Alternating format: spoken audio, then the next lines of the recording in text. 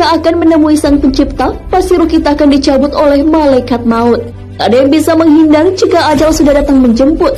Namun ternyata ada ruh yang tidak bisa dicabut dari berbagai arah.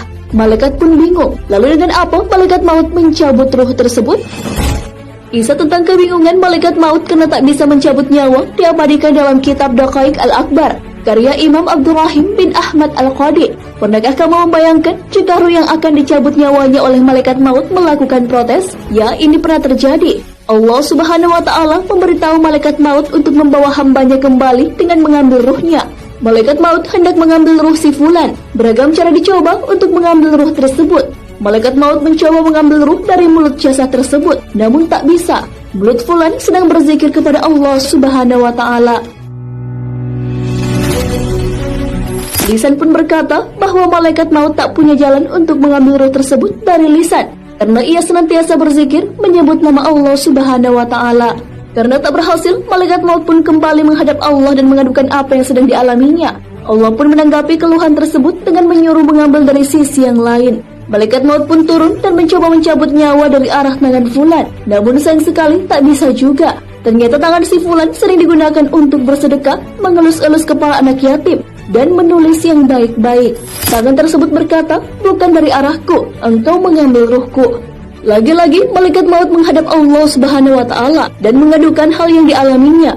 Ia mengatakan sama persis dengan yang dikatakan oleh tangan fulan. Allah pun kembali bertitah untuk mengambil dari sisi yang lain. Kali ini sisi yang dipakai adalah kaki. Namun kaki si fulan berkata, aku meringankan langkah untuk sholat berjamaah, melaksanakan sholat 2 hari raya, dan aku tak kenal lelah melangkah menuju majelis taklim. Aku bukan arah untuk menarik ruh itu. Malaikat maut pun kembali menghadap Allah dan lagi-lagi ia diperintahkan untuk mengambil ruh tersebut dari sisi yang lain. Kali ini dari sisi manakah malaikat maut akan mencabut ruh tersebut? Kini malaikat maut hendak mengambil ruh fulan dari arah telinga. Namun telinga si fulan bercakap bahwa ia sering mendengarkan bacaan Al-Quran, mendengarkan azan dan mendengarkan zikir. Telinga fulan bukanlah sisi yang tepat untuk mengambil ruh tersebut. Ia pun kembali menghadap Tuhannya dan mendapat perintah yang sama. Malaikat maut mencoba menjemput ruh itu dari kedua mata fulan. Apakah yang dikatakan oleh kedua mata itu? Mata tersebut berucap, kami berdua melihat mushaf Al-Quran, memandang wajah ulama, memandang kedua orang tua, dan memandang orang-orang soleh. Aku pun bukan arahmu, merenggut ruh. Malaikat itu pun kembali menghadap Allah dan mengadukan bahwa tiap-tiap sisi yang ia akan coba untuk mengambil ruh fulan memiliki jawaban masing-masing. Akhirnya Allah pun memberikan solusi atas kebingungan yang dihadapi oleh malaikat maut. Allah Subhanahu wa Ta'ala menyuruh malaikat maut untuk menulis nama Allah di telapak tangan malaikat maut agar diperlihatkan kepada ruh tersebut. Setelah itu, malaikat maut pun segera menemui si fulan dan memperlihatkan telapak tangannya yang terdapat asma Allah Subhanahu wa Ta'ala. Setelah ruh tersebut melihat asma Allah Subhanahu wa Ta'ala, ia pun bergegas keluar dari jasad si fulan. Tak ada rasa sakit sedikit pun yang dirasakan ketika ruh terpisah dari jasad. Sahabat beriman, itulah kebingungan yang dihadapi oleh malaikat maut karena mencoba mencabut nyawa dari banyak sisi.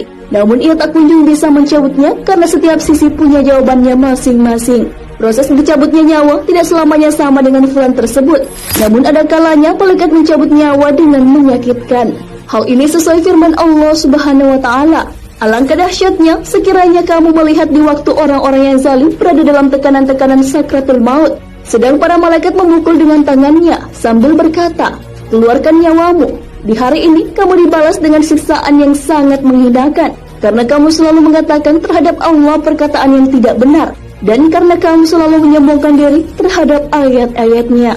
Quran Surah Al-An'am ayat 93. Wallahu a'lam bishawab.